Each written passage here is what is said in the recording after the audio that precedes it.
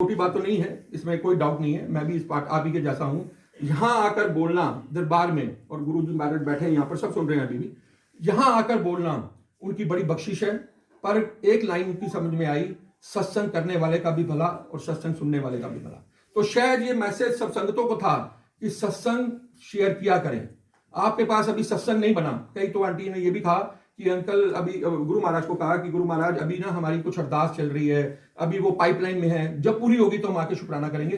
पर कम से कम आकर ये अरदास लगाई तो सही, क्या आके बोले तो सही। तो सत्संग ये जरूरी नहीं है कि मेरी तरह आप लंबे सत्संग या भाषण या ज्ञान बांटे, वो तो महाराज की कृपा जो बंटवा रहे हैं। बट पर्पज ये है कि अगर कुछ नहीं कर पाते तो यहां आकर खड़े होकर 2 शब्द शुक्राना के बोल दें, वो भी सत्संग है।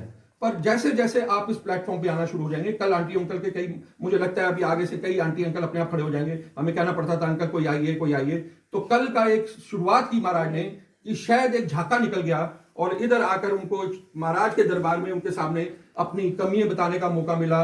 अपने देखिए, ये सत्संग की एक बड़ाई है। अगर हम अपने गुनाह सत्संग में आके बख्शते हैं, जैसे अंकल ने भी कहा, बख्शे जाते हैं। और अगर हमारे में कोई विकार है, आप सत्संग के संगत के सामने अगर बोलेंगे तो महाराज वो विकार भी आपके दूर करेंगे। ये भी बहुत बारी हमने आजमाया है, मैंने भी आजमाया है। और बार बार मैं ये कहता हूं, जब भी माथा टेकें एक अरदास जरूर किया करें, महाराज मुझे बख्श दो, मेरे गुनाह बख्श दो। हम ये बीच में शब्द बानी में भी सुनते हैं, क्योंकि हमें लगता है कि हमने कोई पाप नहीं किया। मेरे को भी लगता है, मैं तो दूध का धुला आया हूं, मैंने कोई पाप नहीं किया। पर ऐसा कोई नहीं है, इस सृष्टि में ऐसा कोई नहीं है जिसने कभी कोई पाप ना किया हो। हम दूसरों पे इल्जाम लगाने के लिए बड़ी जल्दी तैयार होते हैं, ये बुरा ये अच्छा।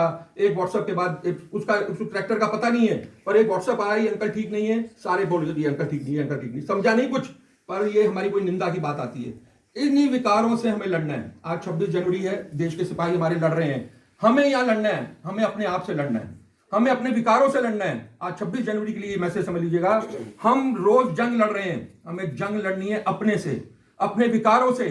और अपने अंदर के जो विकार जब तक नहीं धुलेंगे, जब तक ये सत्संग की कोई महिमा है, ये शब्द बानी की महिमा है, ये शब्द बानी, ये सत्संग, सिमरन, घर पे बड़े मंदिर की हाजिरियां, ये हर क्षण हर हमारा कर्म हमारे अंदर के मैल को, विकारों को निकाल रहा है। हमारे अंदर कब का कीचड़ जमा हुआ है, ये कब खुलेगा, ये कब उतरेगा, किसी का एक पल में निकाल दें।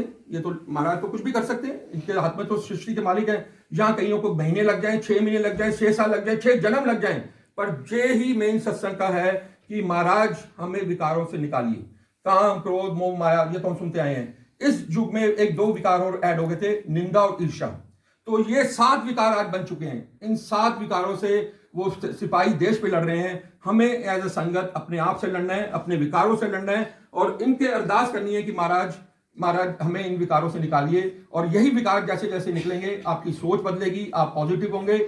और साथ में लास्ट, ये आपको ब्लेसिंग मिल गई, आप जो यहाँ अमृत वेला कर रहे हैं इतने दिनों से, आपको जो रस मिल रहा है, जो आनंद मिल रहा है, आप घर में सिमरन करते हैं, घर में सत्संग करते हैं, प्लीज शेयर किया करें, ये शेयर किया करें। और संगतों को कि ये आपने महाराज की शरण में है, ये हमारे गुरु महाराज है। लॉकडाउन में तो बहुत ऐसी संगतें जुड़ गई जिनको गुरु महाराज के बारे में पता नहीं था, पर ये सेवा बड़ी जरूरी है।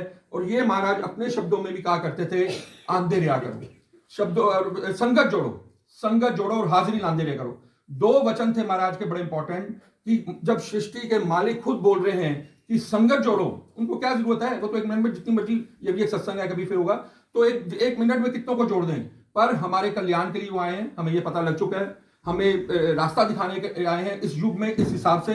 पर हमारे को ये भी सेवा बहुत जरूरी है, संगत जोड़िए और अपने घर में सिमरन सत्संग कीजिए, हाजिरी लगाते रहें। बड़ा मंदिर खुलना शुरू हो गया है, अब जैसे ही और पूरा खुलेगा, मेरी लास्ट लाइन, लास्ट तो मेरी होती नहीं, पता नहीं चलती जाती है, पर बड़ा जरूरी है मैसेज। जैसे ही बड़ा मंदिर खुल गया, आज बहुत सौभाग्यशाली है, संगतें जा रही हैं, उनकी खुशी की बात नहीं है। जैसे खुले एक नियम बना लें, दुख का इंतजार मत करिएगा, दुख का इंतजार मत करें, किसी बीमारी आने का इंतजार मत करें। कभी इस भावना से वहां जाएं कि आज मुझे अपने गुरु से मिलने जाना है। जब इस खालीपन से जाएंगे, मेरे साथ तो ऐसा हुआ है, जब आप इस खालीपन से जाएंगे बिना मांग के कि आज मैंने महाराज मुझे बख्शा है, कि आज मैं सिर्फ आपसे मिलने आया हूं, आपका लंगर प्रसाद खाने आया हूं, आपके ब्लेसिंग्स के लिए आया हूं, फिर आप देखेंगे कि आपको, उनको तो जाने जाना है, बिना बताए उनको कुछ कहने की जरूरत नहीं है।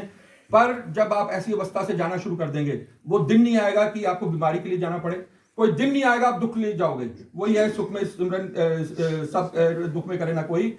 अगर हम ये नियम पकड़ लें कि अगर परेशानी है या टाइम इनके लिए निकालें, तो फिर आप देखेंगे आप इनको समय देंगे तो ये तो आपको क्या समय देंगे, क्या बख्शीशें देंगे, तो ये तो इतिहास है।